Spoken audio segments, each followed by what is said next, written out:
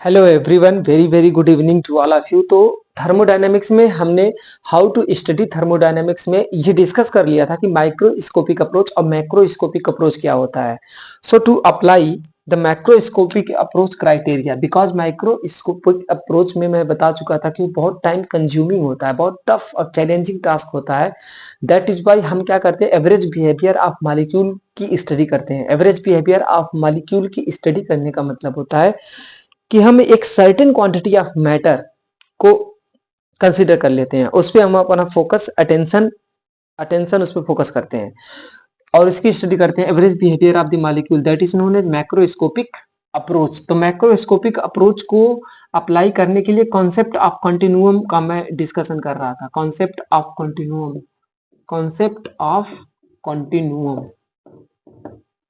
तो concept of कंटिन्यूअम valid है कि नहीं वैलिड है, इस बात का पता लगाने के लिए हम सिस्टम से एसोसिएटेड कुछ प्रॉपर्टी पर ध्यान देते हैं। जैसे कि मान लो कि डेंसिटी है और वेलोसिटी है, उसको स्पेस और टाइम के फंक्शन में मीनिंगफुल रूप से उसको एक्सप्रेस किया जा सकता है कि नहीं किया जा सकता है। तो जैसे मान लो कि यहाँ पे 3D स्पेस में एक मैंने कुछ क्वांटिटी ऑफ मैटर, खास करके सॉलिड और लिक्विड में तो कंटिन्यूअम हमेशा वैलिड होता है, बट गैसेस में क्या होता है, गैसेस में किन्हीं दो मॉलिक्यूल का बीच का जो डिस्टेंस होता है वो बहुत ज्यादा होता है। दो मॉलिक्यूल बहुत दूर दूर होते हैं, यानी कि जो सिस्टम का डायमेंशन है, जो सिस्टम का पूरे होल सिस्टम का जो डायमेंशन है वो तो काफी छोटा हो गया किन्हीं दो मॉलिक्यूल के बीच के डायमेंशन से। दैट इज वाई यहाँ पे कॉन्सेप्ट ऑफ कंटिन्यूअम की क्राइटेरिया लगाना पड़ता है, कॉन्सेप्ट ऑफ कंटिन्यूअम की क्राइटेरिया लगाना पड़ता है। तो यहाँ पे मैंने स्पेस में एक एज्यूम कर लिया मैटर। यहाँ पे सपोज करो कि यहाँ पे मैटर फिल हो गया है। अब इस मैटर में से वो कितना मिनिमम वॉल्यूम मैं कंसीडर कर लूं, जिसके ऊपर मैं स्टडी कर लूं और मैं बोलूं कि हाँ चलो यार ये पूरे सिस्टम की प्रॉपर्टीज को डिफाइन कर दे रहा है मीनिंगफुल तरीके से, स्टेबल और मीनिंगफुल तरीके से। तो इस खास करके क्वांटिटी ऑफ मैटर है, ये मैंने एक मैटर के एनालिसिस कर रहा हूं मैं यहाँ पे मैटर की। तो उसकी डेंसिटी में वेरिएशन, सपोज करो तुमने शुरुआत में इतना वॉल्यूम कंसीडर किया, तो जब ग्राफ तुम बनाओगे वॉल्यूम कंसीडर्ड वॉल्यूम और डेंसिटी वेरिएशन के बीच में ग्राफ, क्योंकि डेंसिटी एक प्रॉपर्टी होता है किसी भी मैटर से रिलेटेड, डेंसिटी उसका एक प्रॉपर्टी होता है, इसलिए डेंसिटी को ही हम चलो फिक्स कर देते हैं।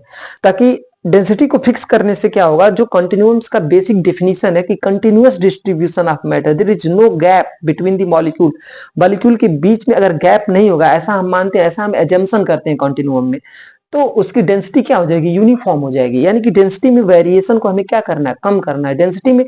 अच्छा, डेंसिटी किसके नाते होता है, अगर किसी भी रीजियन में, इतने रीजियन में अगर कम मॉलिक्यूल है तो ये कम डेंस होगा, अगर ज्यादा मॉलिक्यूल्स हैं तो इसकी डेंसिटी बढ़ जाएगी, आप इसको स्क्वीज नहीं कर पाओगे। अगर इतने रीजियन में कम मॉलिक्यूल्स हैं तो आप इसको आसानी से स्क्वीज कर लोगे, बिकॉज इस एटम और इस एटम के बीच में काफी एम्प्टी स्पेस है, इसलिए स्क्वीज करने का उसको क्या दे देता सुटेबिलिटी दे देता है। दैट इज वाई मैं वो चलो इतना वॉल्यूम मैंने कंसीडर किया शुरुआत में। तो शुरुआत में अगर छोटा वॉल्यूम कंसीडर करते हो तो जो मैटर, जो गैस के पार्टिकल्स हैं उनके बीच में क्या होता है, रैंडम मोशन होता है, उनकी काइनेटिक एनर्जी होती है। तो इतने से वॉल्यूम में से अगर थोड़े मॉलिक्यूल्स हैं, अगर थोड़े मॉलिक्यूल कूद करके बाहर चले गए और कुछ मॉलिक्यूल अंदर भी आ सकते हैं, बाहर से अंदर भी आ सकते हैं, तो आप क्या होगा कि कभी डेंसिटी बढ़ जाएगी, जब मॉलिक्यूल बाहर जाएंगे तो डेंसिटी घट जाएगी, क्योंकि मॉलिक्यूल्स अल्टीमेटली कम हो गए। तो डेंसिटी में वेरिएशन एक तुम्हें अच्छा खासा वाइल्ड डिफरेंस मिलेगा डेंसिटी में, you will get a wild difference between density. तो ये पर्टिकुलर वॉल्यूम जो मैंने कंसीडर किया था, इस वॉल्यूम में अगर मैंने डेंसिटी वेरिएशन देखा तो किन्हीं दो टाइम पे डेंसिटी में वेरिएशन बहुत ज्यादा मुझे मिला, तो इसलिए डेंसिटी के वेरिएशन में गैप थोड़ा सा मैं ज्यादा बना रहा हूं। चलो थोड़ा सा और वॉल्यूम मैंने कंसीडर किया, थोड़ा सा और वॉल्यूम मैंने कंसीडर किया और वॉल्यूम बढ़ाया, तो और वॉल्यूम बढ़ाया तो आगे चला वॉल्यूम की ओर। अब इस पर्टिकुलर वॉल्यूम लाइन पे, क्योंकि अब जैसे जैसे मैं वॉल्यूम बढ़ाता जा रहा हूं, इसके अंदर मैं मैटर को ज्यादा सिलेक्ट करते जा रहा हूं। अब क्या है कि अभी भी एटम्स मॉलिक्यूल इससे बाहर छटकेंगे, क्योंकि उनके बीच में रैंडम मोशन होता रहता है, उनकी काइनेटिक एनर्जी होती है, और कुछ मॉलिक्यूल अंदर आएंगे, तो डेंसिटी में वेरिएशन अभी भी होगा, लेकिन अभी क्या है कि कम एहसास होगा, कम फील होगा डेंसिटी में वेरिएशन। अब अभी अभी क्या है, अभी इतने से इतना इतना क्वांटिटी ऑफ मेटल लेकर के मैं पूरे सिस्टम की प्रॉपर्टीज का बिहेवियर तय नहीं कर सकता हूं, इसलिए मुझे और थोड़ा सा वॉल्यूम कंसीडर करना पड़ेगा, इसलिए मुझे और थोड़ा सा वॉल्यूम कंसीडर करना पड़ेगा। डीवी थी और वॉल्यूम में और वॉल्यूम बढ़ाया तो इसके अंदर और सारे मॉलिक्यूल ऐड हो गए। अगर और सारे मॉलिक्यूल इसके अंदर ऐड हो गए तो अभी भी मॉलिक्यूल अंदर आ रहे हैं, जा रहे हैं, लेकिन अब आगे जाने पर मुझे डेंसिटी में वेरिएशन काफी कम होता हुआ दिखाया जाएगा। एक ऐसा वॉल्यूम आ जाएगा और वॉल्यूम आगे लेने पर वो डेंसिटी में वेरिएशन बहुत ही कम हो जाएगा, बहुत ही मिनिमम हो जाएगा। एग्जैक्टली हाँ, इस पॉइंट पे हम बोलेंगे कि चलो यार, इतने वॉल्यूम के कंसिडरेशन से अब मेरी डेंसिटी में वेरिएशन, जो उस एटम के नाते उसके अंदर जो एक्चुअल प्रॉपर्टी है डेंसिटी, उसमें वेरिएशन अगर अब कम होने लगेगा, अब डेंसिटी में वेरिएशन अगर कम होने लगेगा, तभी तो हम मानेंगे कि हाँ कंटिन्यूअस डिस्ट्रीब्यूशन ऑफ मैटर है।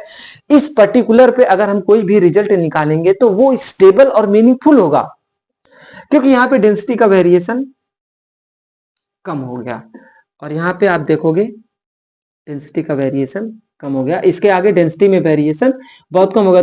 उसके बावजूद भी मैं वेवी लाइन बना रहा हूँ, ये डेंसिटी कांस्टेंट तो नहीं होगी, बट एग्जैक्टली यहाँ इतना कम वेरिएशन हो जाएगा कि उस पर आप एनालिसिस करके मीनिंगफुल और स्टेबल रिजल्ट्स को डेवलप कर सकते हो।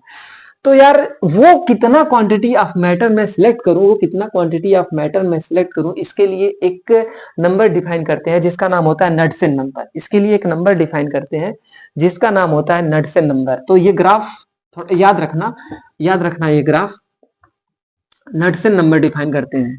आखिर कोई ना कोई क्वांटिफाई करने वाला पैरामीटर होना चाहिए ना, कि कितना वो मिनिमम वॉल्यूम हम कंसीडर करें जिससे कि एक स्टेबल और मीनिंगफुल रिजल्ट मुझे मिले। मैक्रोस्कोपिक अप्रोच अप्लाई करने के लिए गैसेस में सॉलिड और लिक्विड में तो हमेशा एप्लीकेबल होता है, कंटिन्यूअम हमेशा एप्लीकेबल होता है, लेकिन गैसेस में क्योंकि सॉलिड और लिक्विड में जो सिस्टम एज ए, मान लो ये पूरा सॉलिड है एज ए सिस्टम, तो सिस्टम का डायमेंशन ऑलरेडी बड़ा होता है उनके बीच में, जो किन्हीं दो मॉलिक्यूल के बीच का डायमेंशन है, यानी कि मॉलिक्यूल कॉम्पैक्ट फॉर्म में है, तो हम वहां पे continuous distribution of matter already exist कर रहा है, तो उसमें कंटिन्यूअम एजम्पशन लगाने की जरूरत ही क्या है सॉलिड और लिक्विड में। बस जरूरत कहां पे पड़ती है, गैसेस में पड़ती है। तो हम बात कर रहे हैं नुडसन नंबर का, नुडसन नंबर का मैं बात कर रहा था। नुडसन नंबर होता है Kn, it is given by lambda by L. अब सर लैम्डा क्या है, लैम्डा है mean free path of the gas particle, mean free path of gas particles. और एल क्या होता है, एल होता है कैरेक्टरिस्टिक डायमेंशन। देखो ये सब जितनी भी चीजें हैं, हम रियल लाइफ में जितने भी system design, engineering component design करते हैं, जैसे मान लो एक पाइप है, अब पाइप का डायमीटर है, पाइप के अंदर से एयर फ्लो हो रहा है, सपोज करो पाइप के अंदर से कोई गैसियस मैटर है, गैसियस मैटर वो फ्लो हो रहा है, तो उस पर्टिकुलर पाइप से एसोसिएटेड जो कैरेक्टरिस्टिक डायमेंशन है वो उसका क्या हो जाएगा, डायमीटर हो जाएगा, दो प्लेट के बीच में से फ्लूइड फ्लो कर रहा है, तो इन दो प्लेट का कैरेक्टरिस्टिक डायमेंशन क्या हो जाएगा, उनके बीच की दूरी हो जाएगी। तो वो सब एक पर्टिकुलर सिस्टम को डिजाइन करने के लिए कॉन्सेप्ट बनाया गया है। लैम्डा क्या होता है, मीन फ्री पाथ क्या होता है कि सक्सेसिव कोलिजन के बीच में the average distance traveled by gas molecule between two successive collision। तो average distance travel का कॉन्सेप्ट यहाँ पे क्यों लाया गया, average distance traveled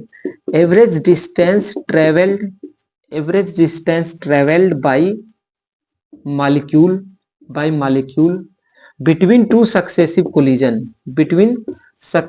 collision, ऐसा क्यों लाया गया, क्योंकि इसलिए लाया गया, इस पैरामीटर को इसलिए यहाँ पे न्यूटन नंबर में इंट्रोड्यूस किया गया, क्योंकि मेरे भाई अगर अगर दो मॉलिक्यूल करीब करीब हैं, जब मॉलिक्यूल ज्यादा करीब करीब होते हैं तो उनके बीच में टकराने की, कोलाइड करने की प्रोबेबिलिटी ज्यादा होती है। लेकिन जब मॉलिक्यूल दूर दूर होंगे, गैस के मॉलिक्यूल, तो उनके बीच में कोलाइड करने की प्रोबेबिलिटी कम होगी। दैट इज वाई यहाँ पे लेमडा फिगर में लाया गया और डायमेंशन को फिगर में लाया गया, कैरेक्टरिस्टिक डायमेंशन।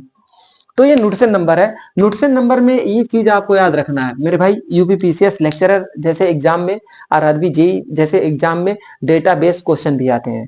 डेटाबेस क्वेश्चन ही आते हैं, बहुत सारे गेट जैसे क्वेश्चन थोड़ी ना आएंगे, बहुत टफ टफ क्वेश्चन थोड़ी ना आने वाले। अगर न्यूटन नंबर 0.01 से कम है, ये एक डायमेंशनलेस नंबर होता है, क्योंकि ये भी लेंथ को शो करता है, ये भी लेंथ को शो करता है। तो न्यूटन नंबर एक डायमेंशनलेस नंबर होता है। अगर न्यूटन नंबर 0.01 से कम है तो कॉन्टिन्यूअम क्या होगा, वैलिड होगा। कॉन्टिन्यूअम क्या होगा, वैलिड होगा। कॉन्टिन्यूअम इज वैलिड, अदरवाइज कॉन्टिन्यूअम वैलिड नहीं होगा। वैसे अगर देखो, जो अहमदाबाद में एरोप्लेन का हादसा हुआ था, उसमें तो हादसा तो जो था वो तो सब कुछ सुप्रीम कोर्ट से आ ही गया, निकल गया कैसे हुआ था। लेकिन ऐसा सिचुएशन, मैं एक एग्जांपल दे रहा हूं कि नैनो डिवाइसेस में कॉन्टिन्यूअम वैलिड नहीं होता। नैनो डिवाइसेस में कॉन्टिन्यूअम वैलिड नहीं होता है। नैनो डिवाइसेस में, इसको नोट कर लो, नैनो डिवाइसेस में कॉन्टिन्यूअम वैलिड नहीं होता है। नैनो डिवाइसेस में कॉन्टिन्यूअम वैलिड नहीं होता है। कॉन्टिन्यूअम वैलिड नहीं होता है। और एक होता है कॉन्टिन्यूअम डज नॉट वैलिड, और एक होता है रेरिफाइड गैसेस। रेरिफाइड गैसेस में कॉन्टिन्यूअम वैलिड नहीं होता है। रेरिफाइड गैसेस में कॉन्टिन्यूअम वैलिड नहीं होता है। रेरिफाइड गैसेस का मतलब होता है, रेरिफाइड गैसेस का मतलब होता है, रेरिफाइड गैसेस, देखो यार, जब टेम्परेचर, जब ये ग्लोब अपना अपना अपना ग्लोब है, अगर टेम्परेचर एनवायरनमेंट का बहुत ज्यादा बढ़ जाएगा, हाई टेम्परेचर पे मॉलिक्यूल्स क्या हो जाएंगे, मॉलिक्यूल के बीच में काइनेटिक एनर्जी बहुत ज्यादा आ जाएगी, तो वो गैसेस क्या होते हैं, हाई टेम्परेचर पर, बहुत हाई टेम्परेचर पर, बहुत लो प्रेशर पर, हाई टेम्परेचर की वजह से गैस के मॉलिक्यूल रेरिफाइड हो जाते हैं, हल्के हो जाते हैं। जब वो हल्के हो जाएंगे तो वो नीचे की ओर नहीं आएंगे, ऊपर चले जाएंगे, और इनके बीच में गैप ज्यादा हो जाएगा, तो वो गैस रेरिफाइड हो जाता है। तो रेरिफाइड गैस में अगर एरोप्लेन वहां पे जा रहा है तो वो लिफ्ट कैसे क्रिएट होगा, वो उस टाइप का प्रेशर डिफरेंस कैसे क्रिएट होगा कि वो लिफ्ट हो जाए।